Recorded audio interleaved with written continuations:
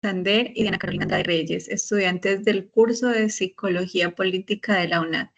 Bienvenidos a este conversatorio donde abordaremos la pregunta de qué manera los procesos de socialización política construyen la subjetividad política y tienen la capacidad de reproducir escenarios de violencia, la cual es fundamental para entender un poco más nuestra realidad social y política.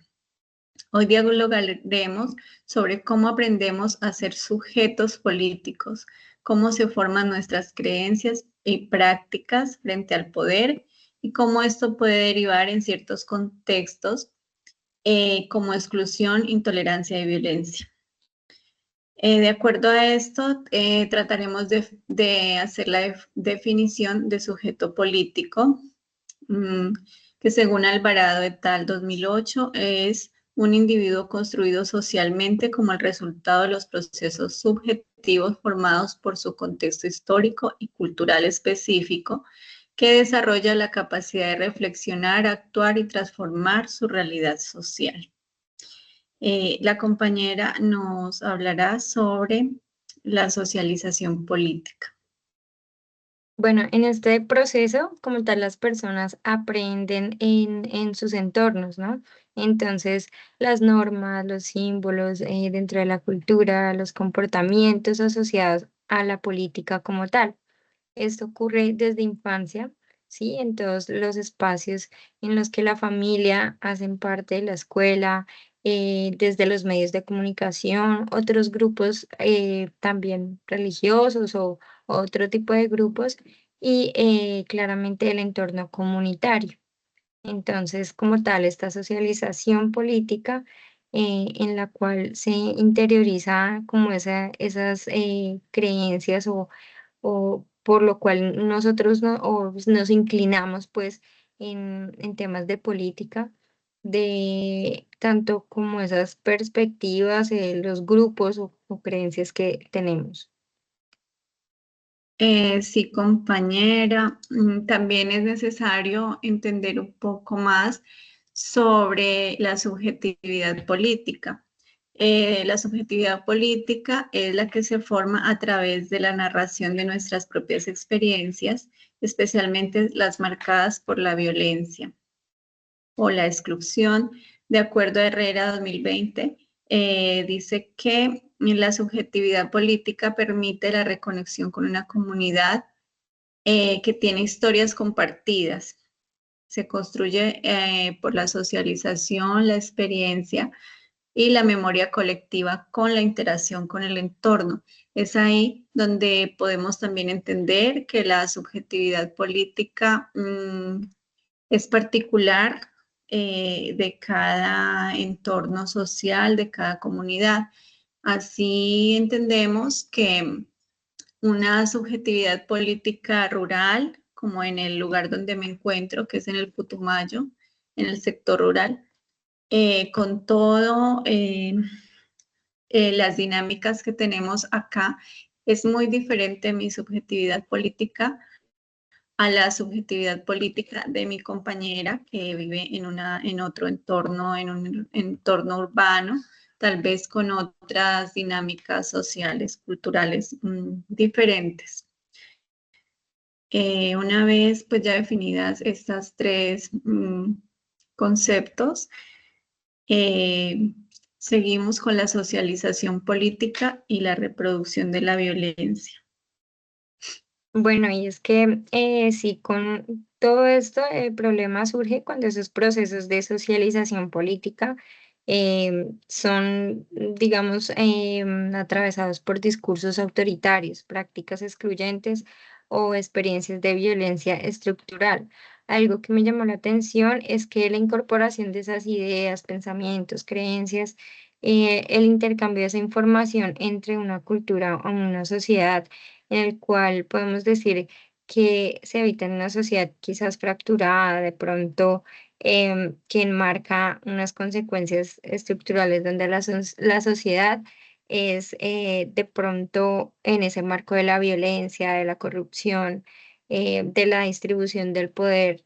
em, Entonces, esta democracia como tal es un vacío campo de acción, digámoslo así, porque estamos en esa, dentro de esa dinámica de que todos tenemos derecho a una educación, pero pues las oportunidades para de educación no las tenemos todos, o quizás en cuanto a la salud.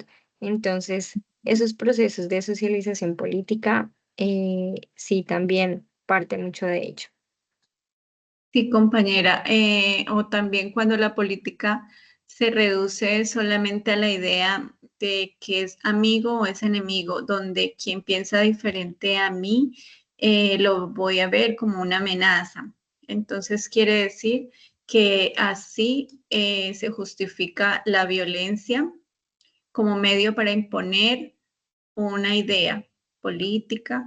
Por ejemplo, miro mucho cuando entro a las redes sociales que veo que estamos como, la lógica es quien está con el gobierno actual es mi enemigo para los opositores y quien está con los gobiernos anteriores es el enemigo para los que apoyan al gobierno actual.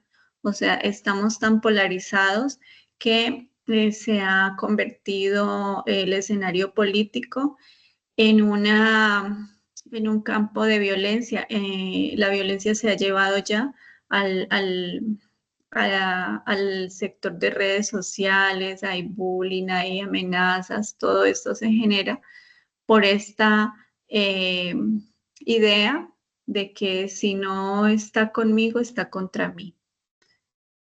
Exacto. Y es que esa violencia no solo es física, puede ser simbólica, de exclusión de ciertos grupos, cuando ciertos sectores sociales no tienen esa voz ni representación.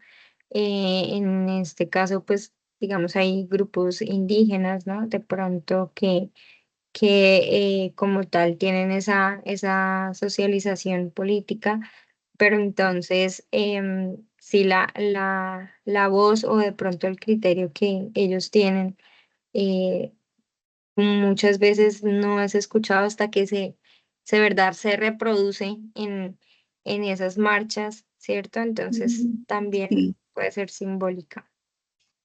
sí, compañera. Muchas gracias. Bueno, ya para cerrar, surge una pregunta luego de esta reflexión. ¿Cómo podemos transformar esos procesos de socialización política para construir subjetividades democráticas y no violentas? Bueno, en este caso se le apuesta o apostándole a una educación política que se promueva ese diálogo, ese respeto por la diferencia, que se promueva ese reconocimiento y la validación del otro.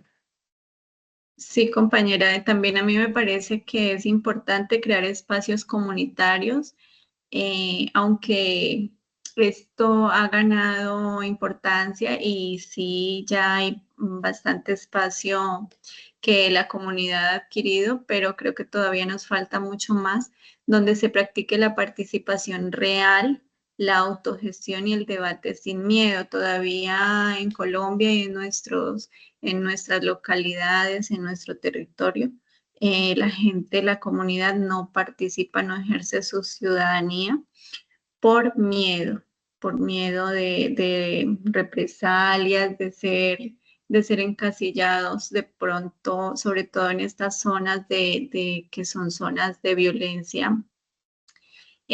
Las comunidades tenemos miedo de participar, de expresar nuestros